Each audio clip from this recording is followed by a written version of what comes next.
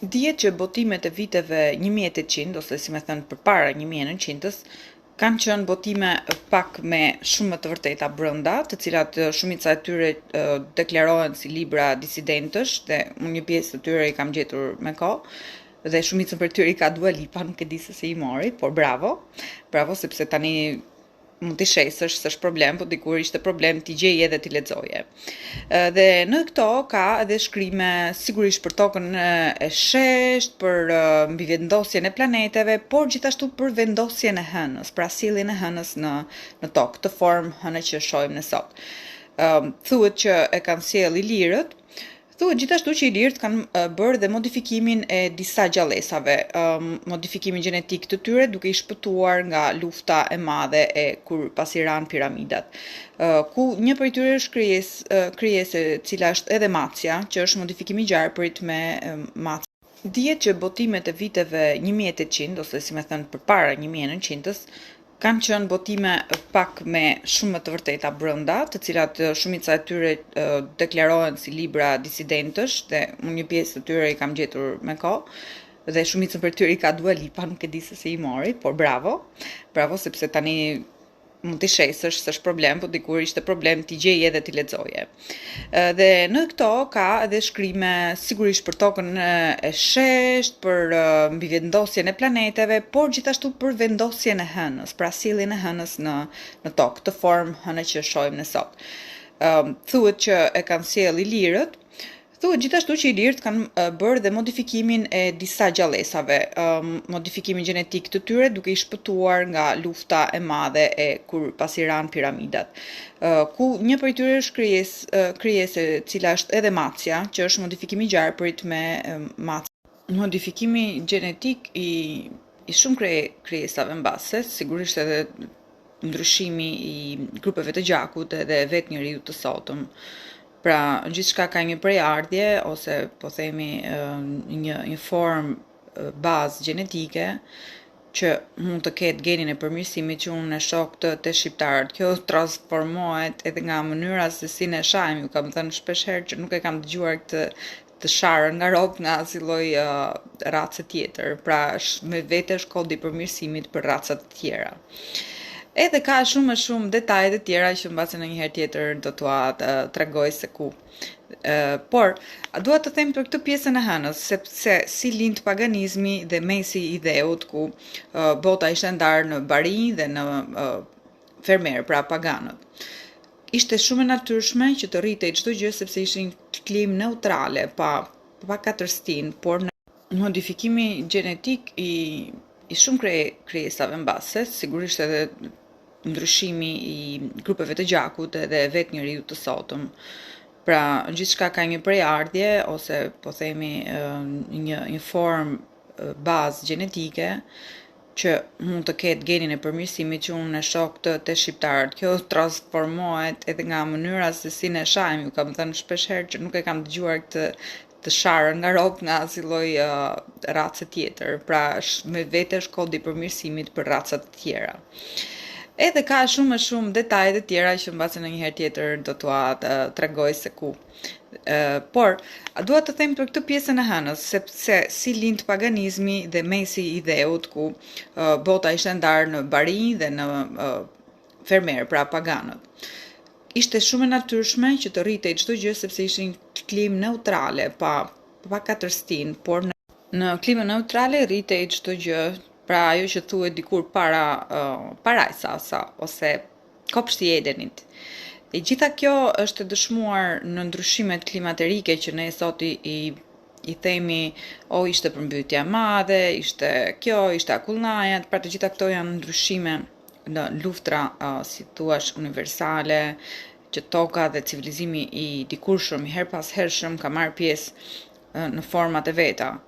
Ne sot jemi më të izoluar nga kjo pjesëmarrje, por marrim pjesë në një formë tjetër, në formën e frekuencave. Kur hëna ishte pasqyrimi i diellit, ishte shumë e thjeshtë që natën për shembull të shihje jo si ditën, por hëna ishte e argjend në blu, në gri në blu. Pra mund të shikoje dhe nuk ishte errësirë totale. Kështu që në të gjitha Në klimën neutrale rritej çdo gjë, pra ajo që thuhet dikur para parajsa ose kopshti i Edenit. E gjitha kjo është e dëshmuar në ndryshimet klimaterike që ne sot i themi o ishte përmbytja e madhe, ishte kjo, ishte akullnaja, pra të gjitha këto janë ndryshime në luftra si thuash universale, që toka dhe civilizimi i dikurshëm i her pas hershëm ka marrë pjesë në format e veta. Ne sot jemi më të izoluar nga kjo pjesëmarrje, por marrim pjesë në formë tjetër, në formën e frekuencave. Kur hëna ishte pasqyrimi i diellit, ishte shumë e thjeshtë që natën për shembull të shihje jo si ditën, por hëna ishte e argjend në blu, në gri në blu. Pra mund të shikoje dhe nuk ishte errësirë totale. Kështu që në të gjitha popujt e mesdheut ishin kryesisht pagan. Paganizëm nuk do të thënë të hash të shqysh mish, dhe është komplet e kundërta. Komplet e kundërta asaj çfarë ju është thënë në mira vjet, ku mendohet që paganët adhuronin gurët, drurët, buallin. Ishte thjesht që respektonin natyrën dhe e adhuronin sigurisht sepse ishte respekt i madh dhe kujdes i madh për të, në mënyrë që ta ruanin në formën ekzistenciale që ishte, si u dha, matrica si u dha dhe ta ruash në të njëjtën formë. Dhe më pas, në këto luftrat ku filloi epoka e akullnajeve, një pjesë e popujve që ishin në periferin ku filloi ngrirja, filluan të kultivonin dhe të ushqeshin me mish, të kultivonin forma të tjera jete në mënyrë që të mbijetonin, dhe sigurisht kur erdhën në mesdhe ne ishim ende të pa prekur nga kjo dhe ende ushqeshim në natyrë pa që nevoja të vrisim dhe të prisnim. Gjithashtu ka ndodhur dhe lufta e Trojës përcakton një ndryshim të madh. Popujt e mesdheut ishin kryesisht pagan. Paganizëm nuk do të thënë të hash të shqysh mish, dhe është komplet e kundërta. Komplet e kundërta asaj çfarë ju është thënë në mira vjet, ku mendohet që paganët adhuronin gurët, drurët, buallin. Ishte thjesht që respektonin natyrën dhe e adhuronin sigurisht sepse ishte respekt i madh dhe kujdes i madh për të, në mënyrë që ta ruanin në formën ekzistenciale që ishte, si u dha, matrica si u dha dhe ta ruash në të njëjtën formë. Dhe më pas, në këto luftrat ku filloi epoka e akullnajeve, një pjesë e popujve që ishin në periferin ku filloi ngrirja, filluan të kultivonin dhe të ushqeshin me mish, të kultivonin forma të tjera jete në mënyrë që të mbijetonin, dhe sigurisht kur erdhën në mesdhe ne ishim ende të pa prekur nga kjo dhe ende ushqeshim në natyrë pa që nevoja të vrisim dhe të prisnim. Gjithashtu ka ndodhur dhe lufta e Trojës përcakton një ndryshim të madh. Lufta e Trojës dhe vrasja e parë, Kaini dhe Abeli, ku ndahet, si të thuash, sepse njëri nga dy vëllezrit ishte bari dhe tjetri ishte fermer, nëse e marrim kështu në simbolik. Simbolika përcakton pikërisht atë çfarë do ishte njëri dhe çfarë do ishte tjetri. Dhe ai që vrau sigurisht mori delet edhe iku. Edhe këto delet dhe ai qingji i bukur që shihnin për Krishtlindje në Jeruzalem ku lindi Krishti, për çudi atje del edhe e gjitha kjo simbolika, si të thuash, e ndarjes së madhe. Pra nëse kjo duhet komplet një video tjetër, po të them shkurtimisht. Çfarë ndan tjetër lufta e Trojës? Ndan besimin monoteist dhe paganizmin, ku trojanët, pra pjesa veriore e shqiptarëve, se ishte luftë mes fisesh, mori atë çfarë ishte, pra çfarë tagonte nga pjesa pagane. Dhe sigurisht hëna u përgjak, ndryshon fazat, ndryshon grupet gjenetike, grupet e gjakut, e shumë gjëra të tjera në vazhdimsi pas lindjeve të her pas hershme të fëmijëve. Kjo është në formë simbolike. Lufta e Trojës përcakton që një pjesë mbeti ashtu siç ishte, dhe pjesa tjetër Hellas, hëna dhe ylli, pra hëna, që do të thënë Hellas që e njohim Helenot apo diçka e tillë, është hëna dhe ylli dhe gjysmë hën ose hëna e thyer, ku nga kjo luftë vrasje u ndoq përsëri, pra edhe në luftën e Trojës u vran me njëri tjetrin, ku shifet që njiheshin shumë mirë, diheshin shumë mirë, dhe në pabesi u krijua kjo disfat për trojanët. Por kjo më pas ndau komplet religionin e mëvonshëm. Trojanët vazhduan të ndiqnin ritet dhe zakonet e tyre pagane ose të lidhura me natyrën dhe Helenët ose Hellas, që sot e njohin grekët emrin e vet i thon Hellas dhe nuk i thon Greqi, sepse sigurisht Greqi është term shumë i mëvonshëm, duhet të ketë diku të 250 vjet, 280 vjet, jo më shumë. Dhe Hellat futën frikën nëpërmjet religionit ose besimit të zotave, të Olimpit, e gjitha këto janë simbolika, sepse dhe zotat në vetvete janë ato archangels, ose dhe planetet në vetvete janë archangels dhe kanë emra ëngjish gjithashtu. Kjo ma kujton t'ja bëj ndonjëherë tjetër një emision më të gjatë. Se kam me frymëzime unë kur të më japi truri, jo për ditë. Dhe gjithashtu këto Hellat, pra Helenët, morën hënën dhe diellin tempullin e Solomonit, pra, dhe vendosën ku bë ndarja e parë religjioze pa paganët. Trojanët vazhduan të ndiqnin ritet dhe zakonet e tyre pagane ose të lidhura me natyrën dhe Helenët ose Hellas, që sot e njohin grekët emrin e vet i thon Hellas dhe nuk i thon Greqi, sepse sigurisht Greqi është term shumë i mëvonshëm, duhet të ketë diku të 250 vjet, 280 vjet, jo më shumë. Dhe Hellat futën frikën nëpërmjet religionit ose besimit të zotave, të Olimpit, e gjitha këto janë simbolika, sepse dhe zotat në vetvete janë ato archangels, ose dhe planetet në vetvete janë archangels dhe kanë emra ëngjish gjithashtu. Kjo ma kujton t'ja bëj ndonjëherë tjetër një emision më të gjatë. Se kam me frymëzime unë kur të më japi truri, jo për ditë. Dhe gjithashtu këto Hellat, pra Helenët, morën hënën dhe diellin tempullin e Solomonit, pra, dhe vendosën ku bë ndarja e parë religjioze pa paganët. Kur them morën tempullin, nuk është se morën fizikisht, është simbolika, morën simbolikën hën edhe diell, sepse hëna dhe dielli do të thënë soul and moon, Solomon. Kështu që feja e parë, po themi, e praktikuar në mesdhe fillon nga Helenët. Kështu që nëse fillojmë pastaj për të ndarë organizatat Konstantini, Roma, e ndarjet të herpashershme të perandorisë së lindjes, perandorisë së perëndimit, siç jemi edhe sot, janë stade historike, por që nëse i hyjmë në pjesën okulte dalin shumë gjëra të tjera. Dhe kur ky tempull pra u bë qendra, sepse një pjesë një anë e hënës është vetë Saturni. Pra Saturni në vetvete është ai kubi i famshëm që shihni në Qabe apo e gjitha kjo që është religjon. Gjithashtu është edhe vetë kryqi prapë është religjon dhe prapë është ana e Saturnit, kur mbyllet dhe kur hapet prapë bëhet kub. Dhe shqiptarët ose ilirët e dikurshëm u lanë këtë prestigj, pra të pasurit një religjon në vete, sepse kjo edhe i ndante, sepse ne na quanin shtrigan, na quanin të sëmur, që bëshim magjira nëse ishim pagan. Edhe kjo ndarje erdhi që atëre.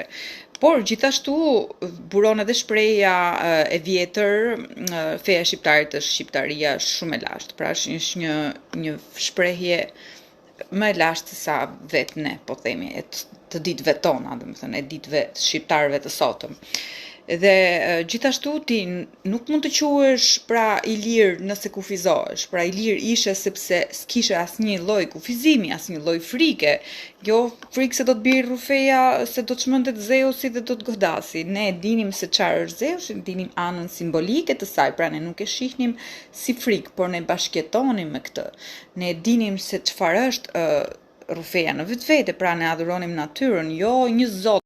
Pra jo një zot që ulet aty në atë karriken e famshme dhe godet me rufe, dhe ka disa të tjerë në të, në formë piramide, dhe sigurisht kjo është simbolika më e bukur që mund të shprehet, hierarkia e arkangjëve dhe atyre që janë në stadet më të poshtë, pra në formën e demonëve, pra në dy dimensione, vetja jote më e lartë dhe vetja jote më e ulët, pra e poshtmja dhe e fryma. Gjithashtu edhe të shenjat e horoskopit e keni të paraqitur këtë në trupin e njerëzit, ku gjithçka në këto 12 shenja përfaqëson dhe 12 zota, 12 planetet, 12 arketipët bazë, ku fëmia deri në moshën 12 për shembull është i lidhur me atë çfarë e ka sjellë në jetë dhe atë çfarë e rrethon, dhe më pas ai fillon krijon identitetin e tij, pra shkëputet nga këto arkangjëj dhe zgjedh secilin dhe formon ato 22 arketipët e famshëm bazik.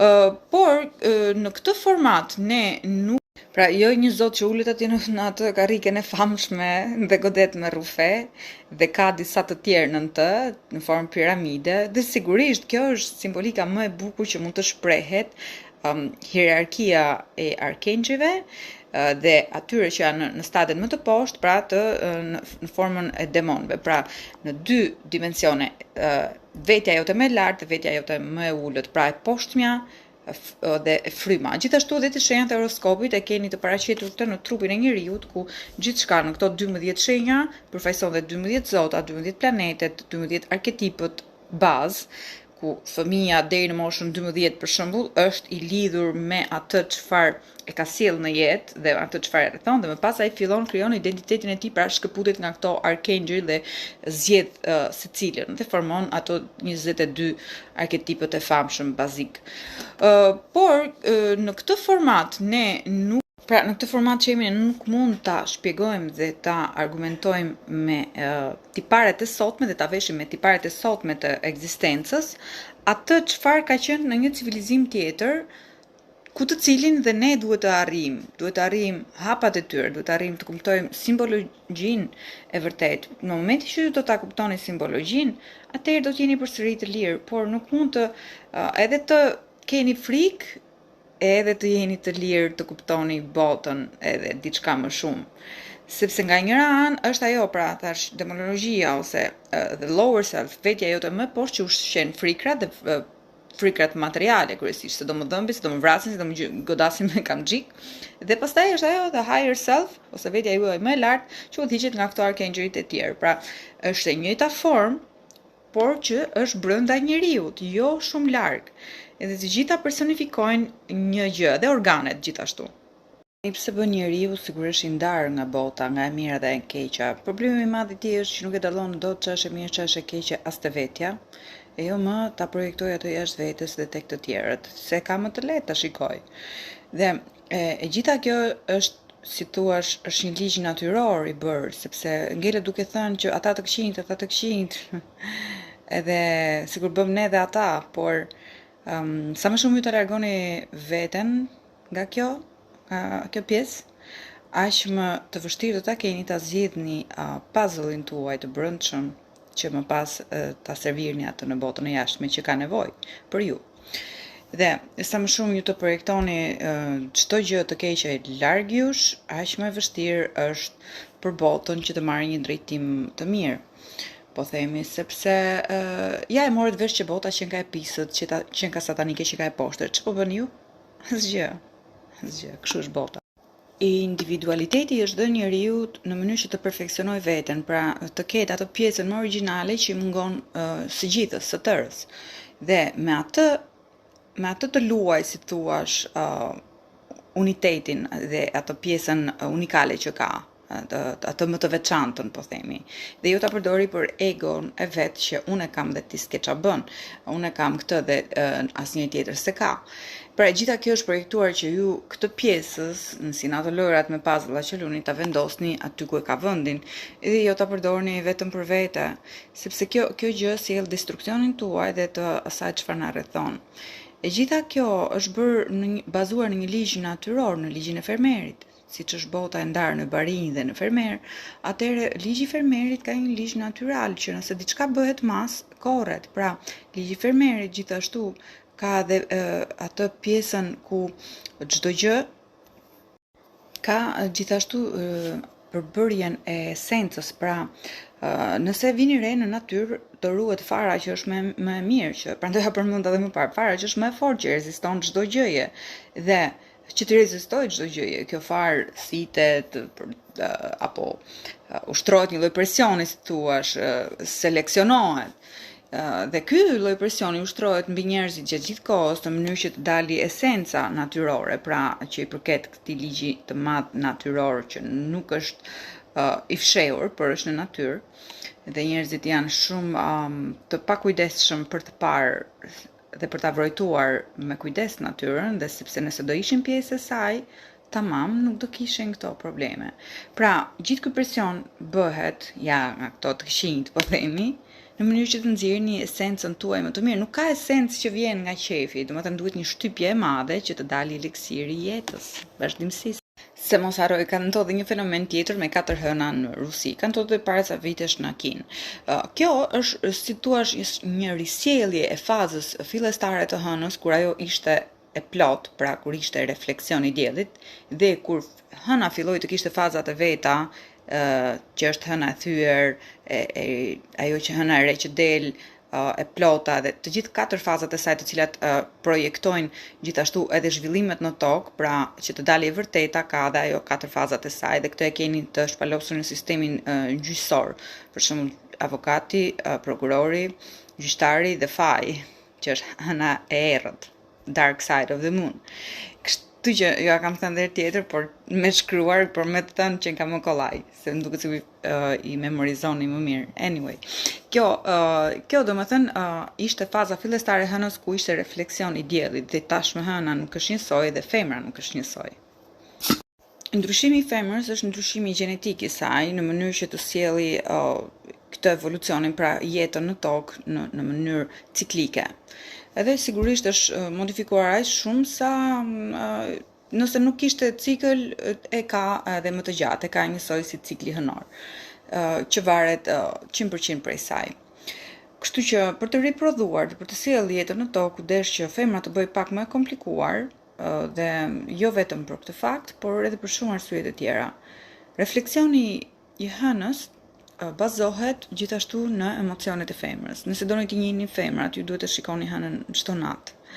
Të kuptoni se si ajo ndryshon, njësoj do jetë edhe ajo. Kur hëna është e plot, një femër është më fuqishme, më e plot dhe gjithçka që është përreth saj ka vitalitet, energjizon çdo gjë përreth. Por gjithashtu edhe bëhet pak më euforike nëse nuk ka ku e shpalos këtë energji.